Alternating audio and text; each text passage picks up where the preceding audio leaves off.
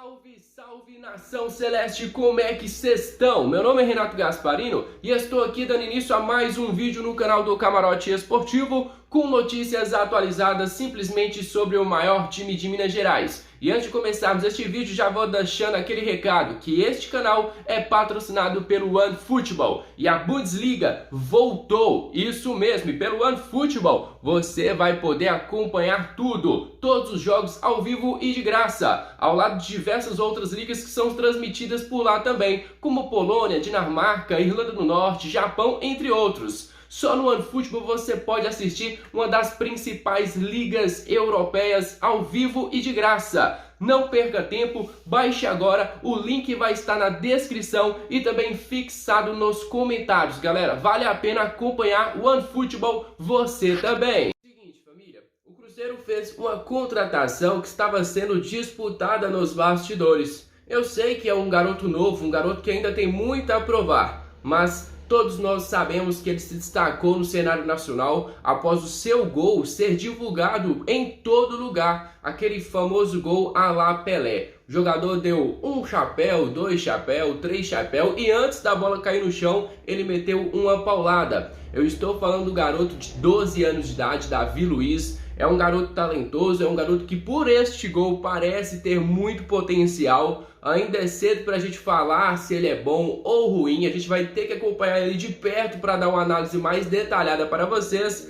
Mas certo é que Cruzeiro acertou a contratação do garoto de 12 anos de idade. Neste final de semana, a galera do sistema de análise de mercado do Cruzeiro procurou o garoto, colocou uma camisa nele, postaram uma foto. A gente tinha pensado, é apenas uma foto, mas não, o garoto foi chamado para fazer parte ali, né, dos treinamentos do Cruzeiro. Ele ainda é muito novo para assinar um contrato profissional conosco, mas com certeza é uma oportunidade de ouro que o garoto vai querer abraçar. Saiu aí em primeiro lugar, sendo divulgado pelo pessoal do Crias da Toca, já foi confirmado pelo GE, já foi confirmado pelo Samuel Venâncio, que Davi Luiz é o novo reforço para a sequência do Sub-13 ali do Cruzeiro. A gente vai criar uma expectativa bacana, vai acompanhar o garoto de perto para falar para vocês se ele é realmente tudo isso, né, que mostrou naquele vídeo, porque tem que ter muito talento para fazer um gol daquela qualidade. Eu tô até colocando na tela para vocês admirarem essa obra de arte. Presta atenção, família. O ex-cruzeirense Vitor Roque estaria na mira de clubes do futebol europeu. A multa do jogador com o Atlético Paranaense é de 100 milhões de euros. A multa nacional deve ser menor, né, do que os 100 milhões de euros, com certeza. E Renato, quem são as equipes que estão interessadas na contratação do Vitor Roque? É tão cedo assim, mas ele já está na mira da Europa? Sim, aos 17 anos de idade, Real Madrid e Juventus demonstraram interesse na contratação do jogador. É uma informação que está sendo falada nos bastidores, em portais de grandes credibilidades no cenário nacional. A gente fica até impressionado, né? Porque o Vitor Roque já estava bem no Cruzeiro, foi para o Atlético Paranaense, demorou um pouco para se adaptar, mas quando as oportunidades apareceram, ele deu conta do recado. Aos 17 anos de idade, é um dos principais jogadores do Atlético Paranaense que se classificou recentemente à semifinal. Um jogador que, cara, a gente sabe que vai ser um craque de bola. A gente queria que ele começasse aqui no Cruzeiro e começou por um curto período de tempo. Eu tenho que admitir, eu tenho uma chateação muito grande com ele, muito grande também com o André Cury, por terem tirado o garoto desta maneira da Toca da Raposa. O processo continua na justiça, o Cruzeiro vai tentar aumentar o valor da saída do Vitor Roque e o Atlético Paranaense já está de olho, porque tem equipes europeias interessadas na contratação. Imagina Vitor Roque, ex-Cruzeiro, ser contratado pelo Real Madrid. Tomara que o Atlético Paranaense faça uma grande venda, até porque o Cruzeiro deve receber uma pequena porcentagem do mecanismo de solidariedade do jogador, que deve ser dividida entre Cruzeiro e América Mineiro, que são os clubes formadores do atacante Vitor Roque. Mas se ele for vendido, com certeza o Cruzeiro deve pegar uma beirada, o que é muito pouco comparado ao que a gente poderia, ao potencial que o Cruzeiro poderia ter ganhado com uma possível venda do atacante Vitor Roque. É realmente um craque de bola. Infelizmente, né, não foi da maneira que a gente esperava aqui no Cruzeiro.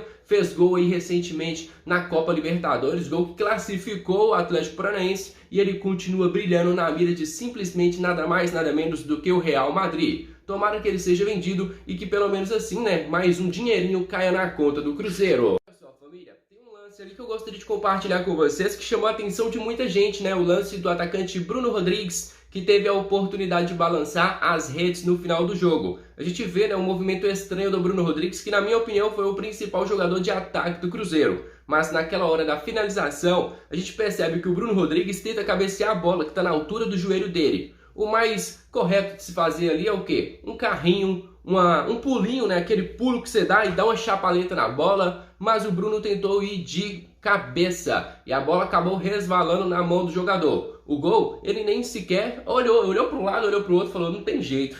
A bola bateu na minha mão, ele nem sequer discutiu e o gol do Cruzeiro foi anulado. Outro ponto que eu gostaria de destacar neste lance é o passe do Edu, que teve a sua oportunidade de aplicar essa assistência. Infelizmente, o gol não saiu, mas a gente gostaria de colocar aqui para vocês, galera que está criticando muito o Edu, que é um cara que não está recebendo a bola para finalizar, mas ainda assim é um cara que está deixando o jogador do Cruzeiro em uma condição legal de balançar as redes. Então, Edu, a gente confia também que você consiga recuperar o teu bom futebol. E Bruno Rodrigues, da próxima vez, faz o feijão com arroz, que é muito mais fácil. Seguinte, família, chegou a hora da gente fazer aquela análise, né, do jogo de ontem, avaliar cada jogador de forma individual. E eu gostaria de começar aqui com o goleiro Rafael Cabral, que na minha opinião foi bem seguro. Na oportunidade ali, que ele não tinha jeito, vamos dar um mérito pro jogador da Chapecoense. Ele puxa para dentro, bate no contrapé do goleiro, o Rafael Cabral fica muito sem o que fazer e acaba que não deu para ele pegar. Já no segundo tempo ele teve ali uma possibilidade de fazer uma grande defesa e ele fez. Chapecoense chegou perto de fazer 2 contra o Cruzeiro e o Rafael Cabral conseguiu fazer esta boa defesa.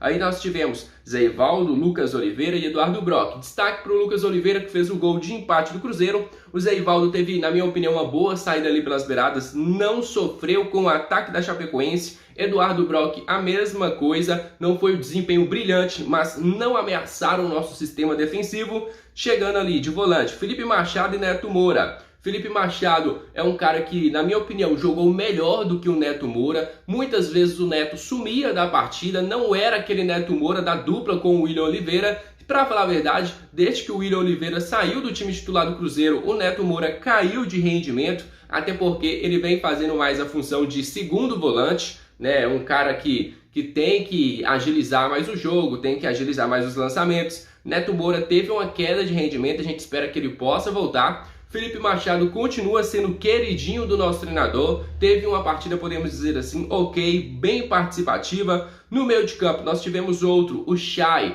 o jogador mais criticado pela torcida do Cruzeiro durante este jogo. Na minha opinião, o Chay não foi horrível como a torcida está falando, o cara está se adaptando, mas também não foi bem nesses 3 jogos que ele atuou pelo Cruzeiro. O Chay precisa de mais ritmo de jogo, precisa se entrosar mais com o elenco, entender a intensidade que o Pesolano pede dentro de campo e aí com o tempo ele vai conseguir desempenhar um bom futebol. Então entrou no decorrer do jogo o Rodolfo, ficou pouco tempo, não dá para falar sobre o Rodolfo. Entrou também o William Oliveira, jogador aí que depois de muito tempo volta para o meio de campo. É uma intenção do Pesolano ganhar de novo o meio de campo. E com o William Oliveira não conseguimos, né, ter, podemos dizer assim, o que o Pesolano pensou que ganharia com a entrada do jogador. Nós tivemos o Bidu, que foi substituído pelo Wesley Gasolina, dava para entender, o Bidu estava jogando do outro lado. Eu vou falar para vocês, Bidu é lateral. Bidu jogando do lado direito, tendo que puxar para dentro, ele não deu certo. Tentaram no outro jogo, fizeram essa reversão, o Bruno Rodrigues deu certo,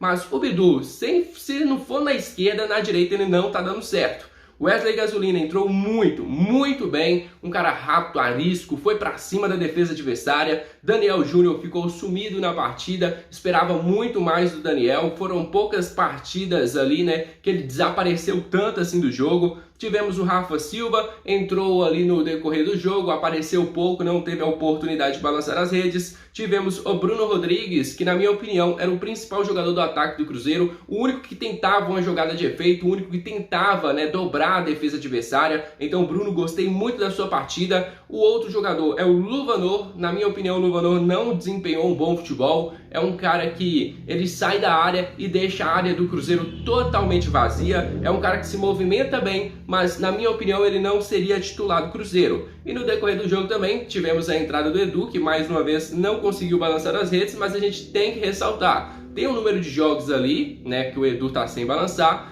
Tem um gol mal anulado, podemos dizer, do Edu. Nós temos também jogos que o Edu entrou no final do jogo. E aí a gente tem que perceber quantas chances o Edu teve de balançar as redes. Quantas oportunidades, cara com goleiro, que ele teve e desperdiçou. Ah, não teve muitas. Então é isso que a gente tem que analisar. O Edu tá muito tempo sem marcar, mas porque a bola não chega nele. Ele não é o cara que sai com a bola. Ele é aquele famoso, podemos dizer assim, peladeiro. Aquele cara que esbarra na bola quando tem que sair da área. Agora, de frente pro gol, ele é o especialista. Então a gente tem que deixar ele em condições reais de balançar as redes. Essa é a minha análise do jogo de ontem. Nada mudou, o Cruzeiro segue com o seu objetivo. Ressaltamos, né, a Chapecoense é uma equipe chata de se enfrentar, é uma equipe que empatou com o Vasco, que conseguiu tirar pontos do Grêmio. Então não achem que enfrentar a Chapecoense é fácil. Nós fizemos um mau primeiro tempo, conseguimos corrigir no segundo tempo e quase saímos com a vitória. Na minha opinião, o Cruzeiro desempenhou um bom futebol. Nem sempre o resultado vai vir, mas só lembrando, o Grêmio perdeu para o CRB. Então nós aumentamos um ponto de diferença para o segundo colocado. Um ponto que com certeza vai fazer toda a diferença para o Cruzeiro lá na frente.